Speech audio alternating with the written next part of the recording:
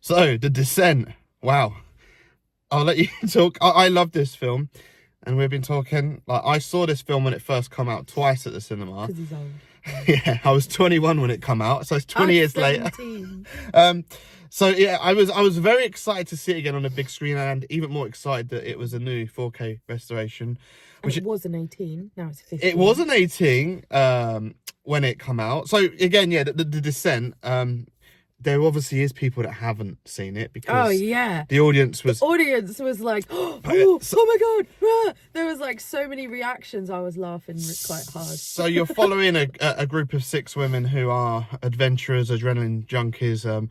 A year after a tragic accident where one has lost their child and partner, husband, and their friends are trying to move her on from trauma and depression, which then all goes horribly wrong. Which, as I was saying, I remember this film well. I've seen it since the twice I saw it at the cinema. I have it on DVD in a 2-disc set with slipcase that I got as soon as it come out because I loved the film so much, and I'd watched all the extras years ago, binged on it because I was really blown away because it was quite different. It was a bit like From Dusk Till Dawn, where the first half of the film is like a drama and it curveballs you into this like horror nightmare. Quite slow pace. Yeah. But it has an amazing build up, and the reason I love this film so much and get so excited is I love the soundtrack. It's very atmospheric and eerie. Dark. The story is really strong. The characters are amazing. There are several twists and turns throughout this film. But I feel for all the characters, like they all really developed well. Like you really get to know them. It's very well crafted. The cinematography is pretty fine as well. Disorientating. I like editing. I'll come back to that because editing has its moments of fast-paced cuts, which falls into these films, like with my Batman Begins gripes. But still, and it's a very well-directed piece by Neil Marshall, who I really love it.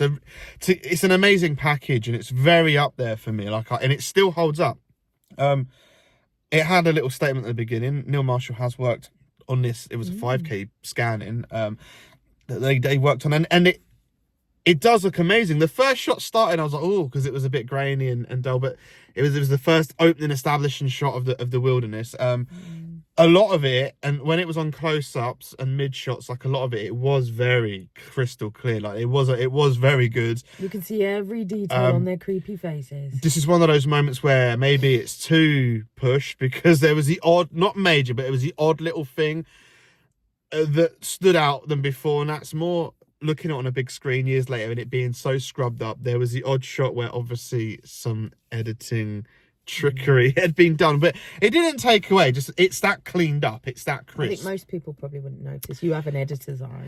Oh no, it's just a little bit, but like it is amazingly lit, and I know that they did use literal torches and flames to light some of it. I remember watching about this film back in the day, and they did a lot of stuff to make it realistic, and this film is also very realistic. There's really good realism. Well, I was just saying when we were talking about it beforehand, after we left, I said one of the things that sometimes annoys me about films where there's sort of adventurous women especially is they often, to me, they don't portray realism. So the girls will have their hair down and their makeup done and their nails done, and they have zero survival instincts despite apparently doing this stuff all the time. Yet in this film, they're all proper adventurer girls. They've all got basic survival instincts. They all know first aid. They have their hair up. They're wearing practical clothes. You can tell that these characters live and breathe what they're doing, and that's I love that in a film when it really portrays it. And 2 of them have some of the strongest survival instincts and go quite mad. Yeah, like it's just a very clever metaphor of a film, and the older I get and the more you go through life and the more you revisit a film, the more I appreciate how deep the film is as well. The acting is solid. A drama exploring trauma and depression, and also dealing with some complex character issues and friendship and loyalty. And there's a lot at play here, which is explored really well and really in depth. And it adds a lot of layers to the characters that make it a great talking point. Like some of the character decisions are brave and bold, that the characters do some crazy turns. It shows you what trauma and going through stuff can do to you, and how a survival instinct can kick in. And I think bring out your true colours as well. Bring out your Your true nature. bring out the animalistic side of you as well. And some people will do anything to survive. It's it is an amazingly crafted. Mate, it's an amazing I think it film. ticks a lot of boxes because the cinematography's on point, the set is on point, the acting's on point, the story is really strong. Especially, sometimes in horror films that you have a great film, but the story's not always there. This just ticks all the boxes. And it is quite brutal, and I was surprised because I remember it was an 18, so it was, to me it was a high up 18, especially in the second half where it gets going, and it's dropped to a 15, which actually is quite crazy because it's not tame, it's pretty gory and pretty brutal with a lot of practical effects, which is incredible really, and the fact that its practical effects still holds up a lot, which is why it's good they didn't go CGI mad with this film. Said the only thing that gives away its age is the hairstyles and the clothes. I thought that was all right. I'm still stuck in that era. You've never grown up, so it's fine. But I think for me, the scariest thing about this film, because I think a lot of people do get jump scared by this film quite a lot. It is quite an intense There is film. your jump scare in and there. It did scare me when I was younger. When I was sort of 17, 18, when I first saw it, it was quite an intense film, which I loved. But for me now, I'm a little bit claustrophobic, and watching them go through all those caves is probably the scariest part for me. I get really bad anxiety. I start fidgeting. What I find interesting as well is it's interesting that the era films are made, because I think the fact that it was made in 2005 really lent itself to the camcorder aspect, because if you was to make that film this day and age, they would probably replace that with a phone with torches and you wouldn't get the same effect.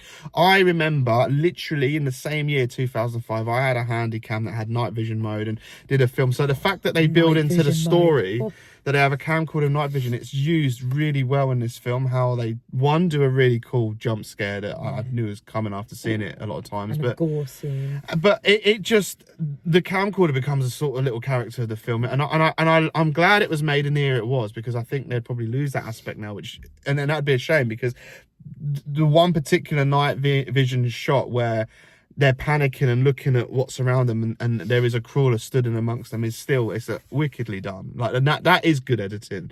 That was a very cool edit in that particular scene. And I think the best part of this film is the actors playing the creatures. They do such an insane job because it's all practical. It's quite terrifying. Like, can you imagine coming across something like that in the pitch black? Yeah, well, actually, interesting fact, the main crawler of that I have worked with, and I've spoke to him about that, because he was also in Dog Soldiers as a werewolf as well. He was in Doomsday as well, because he was Neil Marshall's go-to guy for putting a man in a costume running around. And no, he was he was a very cool guy in real life. And I was talking to him about like moving around, how they did that, and he was talking to me about the movements and crawling around. That was his way of performing, was doing all the kind of crazy weird movements, but did those contact lenses actually make them blind? Pretty, because a lot visually of impaired, full white contact lenses you can't see. He said he couldn't really see in those. Their eyes are like that clear, cloudy, blind eyes. So yeah, I think it's safe to say that I think it's Neil Marshall's best film. It's my favourite film of his. Dog Soldiers I really liked. This was a massively strong follow-up. On my watch list. I need to watch it. I've wanted to watch it for years. I've got the second sight 4K of that. That's a good put it on there. That's a good one to watch. I know his career's been a bit more up and down since Descent with Doomsday and going forward, but Descent is probably peak, and he's like, that's a film to be proud of. It proper gives you there. But it's one of those films where I think it's so good, it's hard to follow on as a filmmaker, because it is such a well-made film. And I know other films have done it, but it does make the women the strong fighting type rather than stereotypical damsels in distress, which a lot of films still do. It's not as bad, and I know it's always been a thing, but 20 years ago that did stand out in that film, that it did do that. And it still stands out really that it does that. They fight hard in this, all of them really. They're strong women. Yeah, no character is throwaway or stupid either. You generally feel they all are like acting realistic in the situation presented to them. So I highly recommend The Descent. It's better than the sequel as well. Watch it in the dark. It's been a long time since I've seen the sequel. I'd have to revisit it. I do have it on DVD. The only thing is, the sequel, it doesn't undo stuff, but this film leaves you thinking that... Well, if you haven't seen, I don't want to spoil, but as always, got an interesting ending. As always with films, some films set things up where you think people have met their demise, and then they'll force a sequel in down the line, and that undoes stuff that was set up in it. But this film does fall out, but it doesn't affect the first one. The Descent as its own film is amazing, and I highly recommend it. If you're claustrophobic, be prepared to hold your breath. Yeah, because I can't breathe. The Descent.